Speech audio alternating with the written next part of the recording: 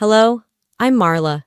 It was supposed to be my baby shower, my moment, but right before I cut the cake, my sister stood up and announced she got into Harvard, and suddenly, everyone acted like I was the guest at her party.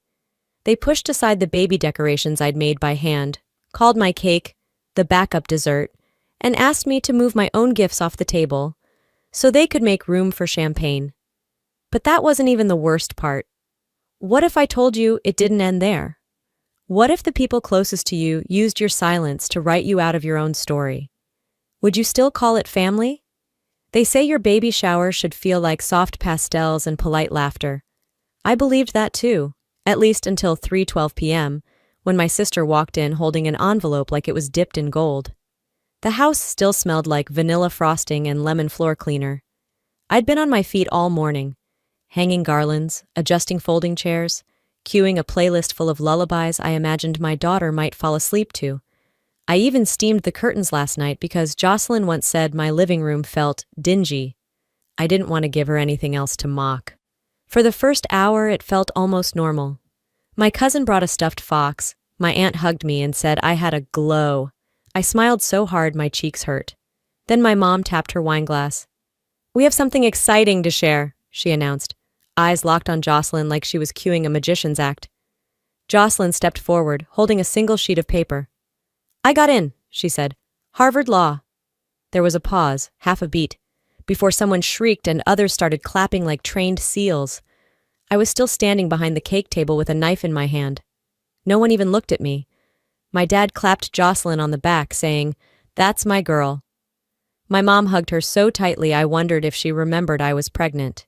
8 months and barely balanced on my own feet. The decorations I hung myself? Pushed aside. The Welcome Baby June banner? Gone. A cousin moved it, just for a second, to hang a makeshift Harvard-bound sign someone had pulled from a gift bag. I watched Jocelyn's friends, people I'd never met, wander in and slap high fives over the chips I paid for. Then someone asked me, to shift the baby gifts off the table so they could make space for drinks. I nodded, didn't even blink, just gathered them up and quietly placed them near the window. My hands were shaking, but I made sure the bows stayed intact. Jocelyn gave a speech. Said dreams only work if you don't let people's expectations limit you. I bit the inside of my cheek hard enough to taste iron. She didn't thank me. No one mentioned me, not even once. The cake sat untouched, the one I'd chosen to be soft and sweet, vanilla with a raspberry center.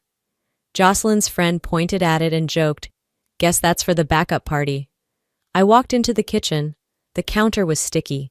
Someone had spilled soda next to the sink. I found a cloth and wiped it silently. Behind me, they laughed. Jocelyn's laugh. My mom's. Glasses clinked. My hand trembled, but I didn't drop the rag. I kept scrubbing the counter as if it mattered. That was the moment I realized I wasn't invisible. I was intentionally being erased. I didn't return to the party right away. I stood by the sink for a long moment, pressing the rag flat against the counter, watching the bubbles fade into nothing. The laughter grew louder, brighter, like the rest of them were breathing oxygen I couldn't access. When I finally walked back into the living room, something had shifted. Not just the energy, the space itself. The banner I'd spent hours cutting and taping, "Welcome Baby June," was gone. The string where it had been pinned now held a different sign, Harvard bound. The paper garlands I'd strung up with swollen ankles were in the trash, soaking in spilled soda. One of Jocelyn's friends had their phone propped up, filming some kind of group dance in front of the fireplace. My playlist? Gone. Replaced with bass-heavy music I didn't recognize. My own home felt borrowed. I walked slowly, pretending not to notice, like maybe if I didn't react, it would all snap back. But every step I took screamed louder than my silence. One of Jocelyn's friends, a guy with a smirk that said, "I've never been told no," pointed at the gift table and asked if anyone had seen the gin. Another guest, someone I barely knew, said, "Marla? Oh, she's probably reorganizing burp cloths somewhere." I blinked, kept walking. When I reached the cake table, I stopped. My cake, the one I ordered with soft cream frosting and little edible roses, was shoved into the fridge, lopsided and cold. In its place sat a gaudy red sheet cake with white block letters that read, "Congrats Harvard Queen." I heard someone behind me say, "That other one looked like it was for a retirement party anyway." I didn't answer. I couldn't. My hands were already grabbing napkins before my brain registered the crash near the drinks table. Someone had knocked over a glass of punch. It rolled beneath the coffee table, the liquid spreading. Reflex took over. I got down on my knees and started blotting it up. And then, heels. Click, click. Jocelyn's voice above me, too casual. "Careful down there, Marla. Hate to see you ruin someone's shoes." She didn't laugh. She didn't need to. Her friends did it for her. One of them pulled out their phone. I didn't look up, but I knew the lens was pointed at me. My knees pressed into the floor as I scrubbed. No one offered to help. They stepped around me like I was just part of the mess. Just more clutter on the floor. In that position, a memory surfaced. Uninvited. Sharp. I was 7. Jocelyn was 5. She broke my favorite porcelain doll by slamming it on the kitchen tiles. When I cried, Mom said it was my fault for leaving it out. Jocelyn got a popsicle. I got silence. Back in the present, I felt the cold frosting smear beneath my palm. People passed by, some patting Jocelyn on the shoulder, some asking how she did it, if she was nervous about moving to the East Coast. No one asked how I was feeling. No one noticed that I was on the floor. I stood slowly, pressing my palm against my thigh to steady myself. Colleen passed by, brushing her fingers against my shoulder. "Don't make this about you," she murmured. "This is a happy day." I looked at her. She smiled and kept walking. I took a deep breath, trying not to cry. Instead, I swallowed every word I'd wanted to scream.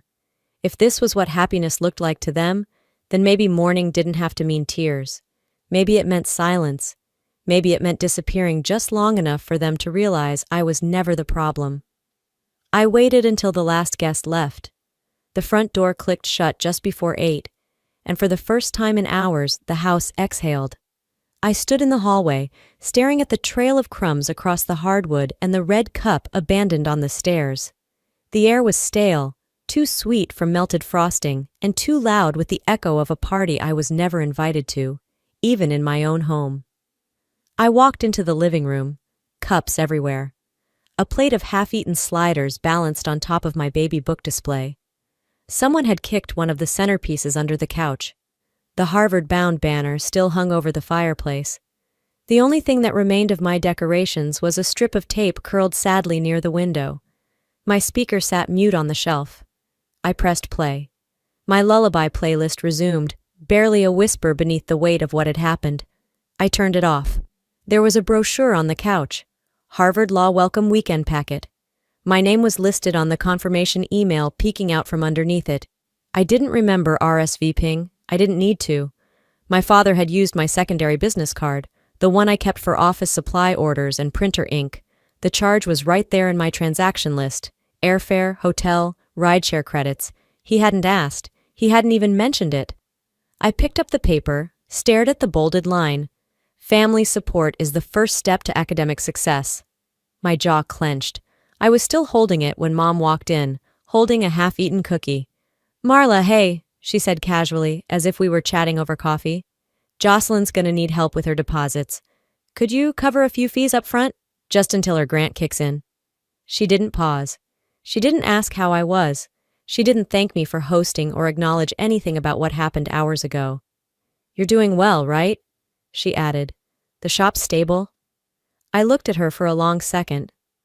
"Mom," I said softly, "I just watched you tear down my baby shower. You let Jocelyn turn it into a personal pep rally, and now you're asking me to pay for it." She blinked, confused like I'd switched the language on her mid-sentence. "Well, I mean, it's not that big of a deal. You've always been so practical." She said practical like it meant disposable. I walked past her. In the kitchen, I sat down with my laptop and checked my pending orders. Still dozens to ship. I was tired. Every part of me ached. But I remembered all the nights I'd worked until 1 a.m. while pregnant, packing onesies and typing thank you notes to strangers who supported my little store. They didn't know what I was carrying, not just a baby, but an entire family on my back. Jocelyn had private tutors. I taught myself coding from YouTube. She got a MacBook for her birthday. I got told I was too old to dream. I thought about all of it, sitting there in the dim kitchen light. Mom called from the hallway. "So is that a yes?" I didn't yell. I didn't cry. "No," I said. There was a pause. "Oh, okay," she said, like she couldn't quite compute it. But I did. I understood it perfectly, because this time, I meant it. The next morning, I woke up before the sun. The house was still. I moved slowly, careful not to wake anyone. The air still smelled faintly of soda and frosting. My back ached, but it wasn't from the pregnancy. It was the weight of being tolerated, not celebrated. I made tea and opened my laptop to check shop orders. A notification blinked at the top of the screen. Order canceled. Aunt Beth. The message she left read, "I just feel it's better to invest in someone going places. Jocelyn's got a future ahead of her. Crafts can wait." Crafts can wait. Like my business wasn't real, like I wasn't real. I clicked over to the family group chat. Aunt Beth had pasted the same message there, followed by a confetti emoji and "Go Jocelyn." No one responded. No one defended me. The chat went silent, a void where voices should have stood up for me. I stared at the screen until the cursor stopped blinking. I put my phone down. 10 minutes later, I got a text from Becca, an old co-worker I hadn't spoken to in months. "Hey, is that your sister on TikTok? You might want to look." My stomach turned before I even opened the app. The video had nearly 12,000 views. Jocelyn stood in my living room, mocking a pregnant woman, whining, fake crying, waddling across the screen. The caption read, "When the baby shower's not even about the baby anymore." Hashtag, #main character energy. Another one, #not everything is about you. My face flushed. It wasn't just a joke. It was a performance, and the audience, laughing. I walked upstairs, phone in hand, trying to breathe past the pounding in my chest. I bumped into Mom outside the laundry room. "You've seen the video?" I asked. She didn't look up from folding towels. "Jocelyn's just being silly. Don't take things so seriously." I stared at her. "Silly?" I repeated. "She's just having fun. Don't make it into something it's not," she said, still focused on smoothing out pillowcases. "Do you even see me?" I asked. She didn't answer, just moved past me with the basket like nothing had been said at all. Back in my room, I sat on the edge of the bed and stared at the phone screen again. The video kept playing in a loop. My living room, my baby shower, her spotlight. I opened the family chat and left without saying a word. Then I unfollowed Aunt Beth, then Jocelyn, then Mom. I turned off all notifications, tossed my phone onto the comforter, and exhaled into the quiet. From upstairs, I heard the distant hum of a vacuum. Jocelyn, still here, still making noise, still unaware of what she'd burned down. I wasn't angry because they'd left me behind. I was angry because, deep down, I'd still expected them not to. I was at the kitchen table sipping lukewarm coffee when it landed. A forwarded message from Lauren, my business partner. The subject line read, "Just wanted you to see this." The email had no name, just a vague signature, a concerned friend. It said, "You may want to consider if Marla is in the right headspace to continue managing operations. With her condition, she may be overwhelmed, emotionally unstable, even unpredictable. Just a thought before things spiral." My blood chilled. The phrasing, her condition, overwhelmed, spiral, they weren't random, they were borrowed. I'd heard those exact words from my mother before. Once, during a minor panic attack when I was 25 and working 2 jobs, she'd said, "You're spiraling again." This wasn't a stranger's voice. It was hers, dressed up in faux concern and sent anonymously. 15 minutes later, my phone buzzed again. A text from my cousin Paige. "Hey, Aunt Colleen mentioned you've been kind of different lately, just checking in." Another from my uncle. "Your mom said you might need support right now. Happy to talk if you're open to it." Support, like an intervention was coming. They weren't worried. I wasn't unraveling. They were laying a foundation. If I ever did speak up, they'd say, "See, we told you she was unstable." I stared at my phone. It trembled in my hand, not from fear, but from restraint. Instead of replying, I opened a new tab and drafted an email to my lawyer. I attached screenshots of the email, the texts, even the TikTok. I labeled the subject, Early signs of reputational sabotage, legal documentation. Then I closed my laptop. Jocelyn passed through the hallway behind me, phone in hand, still wearing one of my old cardigans. She didn't even look at me. I didn't flinch. I didn't nod. I didn't breathe her in. They wanted silence to mean submission. I was redefining it, turning it into strategy. That evening, my mom knocked softly on my bedroom door. "Sweetheart, you okay?" she asked. "Just wanted to check in. You've been so quiet lately." I didn't answer. I heard her hand rest briefly against the doorframe. "We're all just trying to help you," she said gently. Help me. The same way someone might gently close a lid over a flame they didn't want to see grow. Inside my mind, something snapped into place. They wanted to call me unstable?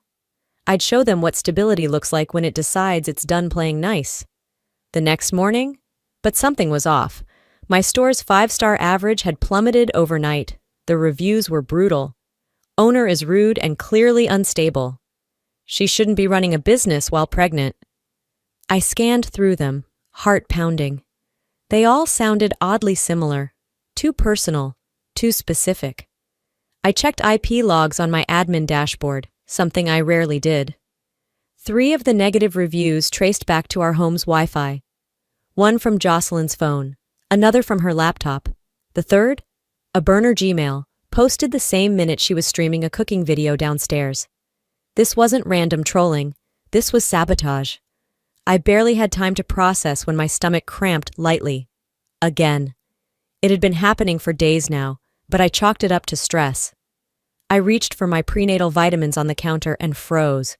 The pills looked different, slightly translucent. I grabbed the spare, unopened bottle from my office drawer, compared the colors. They didn't match. I opened the hallway camera footage from 3 nights ago.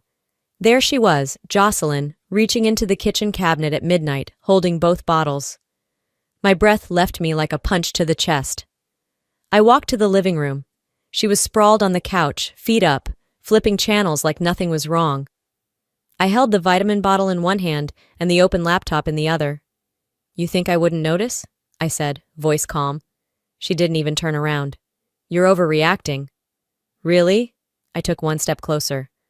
"Because if you'd done this to anyone else, it'd be called assault." Mom appeared from the hallway, hair wrapped in a towel. "Marla, stop, please. Don't make this bigger than it is." "No," I said, holding her gaze. "You already made it big. I'm just making it real." I walked straight past them both and back into my office, attached the footage, attached the IP screenshots, hit send to my lawyer. Then I printed 3 eviction notices, labeled, dated, signed. It wasn't rage that moved my hand, it was instinct. This wasn't about vengeance anymore. This was protection, for me, for her. The next morning, the kitchen smelled like toast and entitlement. I walked in with the stack of eviction papers under my arm. Jocelyn was at the counter, sipping orange juice like she hadn't tried to poison my pregnancy. Dennis scrolled through his phone. Colleen was plating eggs like we were still pretending to be a functioning family. I placed the documents down. "I need you all to read these." Jocelyn barely glanced up. "More lists?" She gave a mock yawn. "Let me guess. Boundaries again?" I slid her notice across the table. "This one has a deadline." She picked it up, eyes narrowing. "You're serious." "Dead serious," I said. Colleen wiped her hands on a dish towel. "Marla, please, can we talk like adults?" "This is me being an adult," I said calmly. "This is what protecting myself looks like." Jocelyn scoffed. "You know, courts don't look kindly on mothers who kick out their own parents and sister, especially pregnant ones. I'd hate for people to start wondering if you're mentally fit to raise a baby alone." That stopped everything. Even Dennis looked up. I took a slow breath. "If you're threatening to involve child services, go ahead. I've documented everything. Every review, every message, every bottle of pills you touched. You want to play that game?"